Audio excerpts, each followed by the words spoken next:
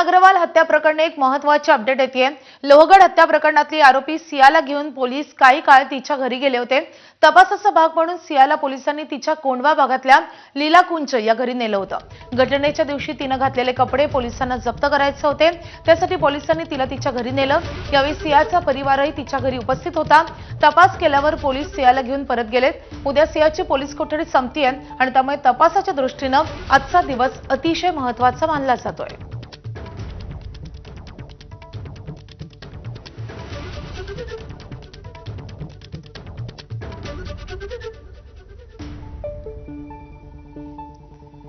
तर सियाच्या घरी आज पोलिसांचं हे पथक गेलेलं होतं।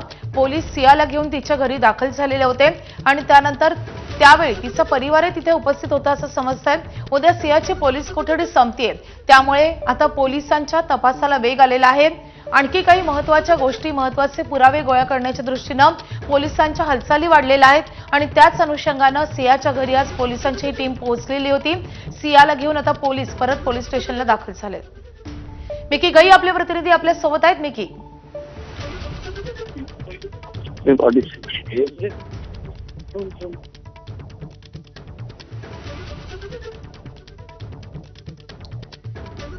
तर मिकी तुला आवाज येत असेल तर माझा हाच प्रश्न आहे की सियाला आज तिच्या घरी का नेण्यात आलं होतं?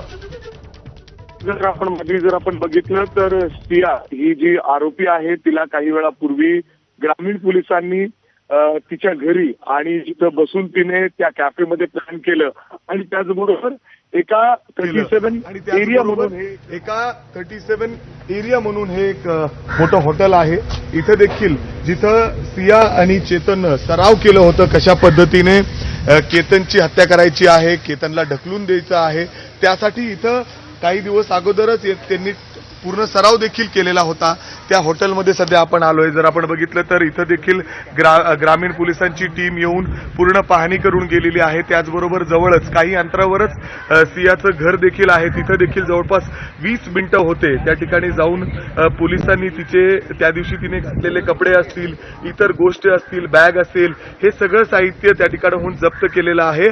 आणि त्याचबरोबर जिथं त्यांनी बसून प्लॅनिंग केलेली होती त्या कॅफेमध्ये, तिथं देखील त्यांनी या ठिकाणी जाऊन सीसीटीव्ही फुटेज असेल, इतर गोष्टी असतील, हे सगळं काही पाहिलेलं आहे। आणि त्याचबरोबर जर आता बघितलं तर माझ्या मागे जे तुम्हाला हे 37 एरिया म्हणून जे हे लुलानगर परिसरातील एक मोठं हॉटेल आहे, त्या ठिकाणी टेकडीवर हे टेकडीसारखं हॉटेल आहे, इथं त्यांनी सराव केलेला होता। चेतन आणि सियाने इथं येऊन गपचूप अर्थात 18 तारखेच्या अगोदर जी माहिती मिळते 16 तारखेला इथं येऊन त्यांनी प्लॅनिंग केलेलं होतं कशा पद्धतीने जर ढकलायची वेळ आली तर कशा पद्धतीने करायचा एक सराव सुद्धा याच ठिकाणी आपण बघतोय त्या टेकडीवर तिथं जाऊन त्यांनी सराव केलेला होता अशी देखील माहिती मिळते। आणि त्यानंतर पोलिसांची टीम त्या ठिकाणी सियाला काही वेळापूर्वी इथं घेऊन आलेलं होतं। कुठं लोकेशन, कुठं बसून, इथला सीसीटीव्ही फुटेज देखील पोलिसांनी ताब्यात घेतलेला आहे।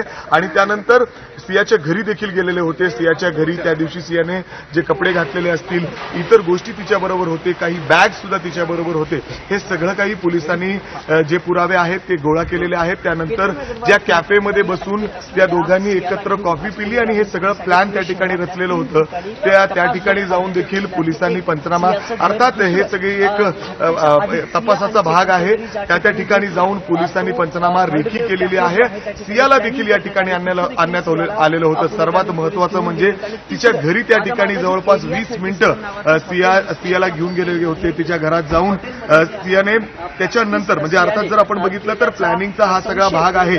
18 तारखेला जेव्हा ही सगळी घटना घडली आणि सिया तिथून घरी आली, त्याच्यानंतर सुद्धा ती चेतनला भेटलीये अशी देखील माहिती पोलिसांनी या ठिकाणी समोर आणलेली आहे। आणि त्यामुळं ते नक्की कुठं भेटलेले होते ते देखील पोलिसांनी पाहिलेलं आहे। सगळं सीसीटीव्ही फुटेज आणि हे सगळे जे सिक्वेन्स आहेत, डॉट्स आहेत, ते या ठिकाणी जोडले जातात। आणि सर्वात महत्वाचं म्हणजे याच ठिकाणी या एरिया 37 मध्ये येऊन सिया आणि चेतननं एकत्र सराव केलेला होता। जर केतनला ढकलून द्यायचंय तर कशा पद्धतीने ढकलायचंय आणि काय नक्की तिथं सिच्युएशन असेल, सीन, इथं त्यांनी सराव केलेला होता। आणि इथं देखील येऊन पोलिसांनी अर्थात पंचनामा केलेला आहे।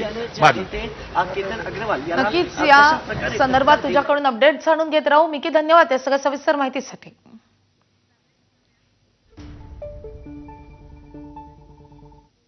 या बातमीसोबतच बुलेटिनमध्ये एक छोटासा ब्रेक घेतोय। पाहत राहा एबीपी।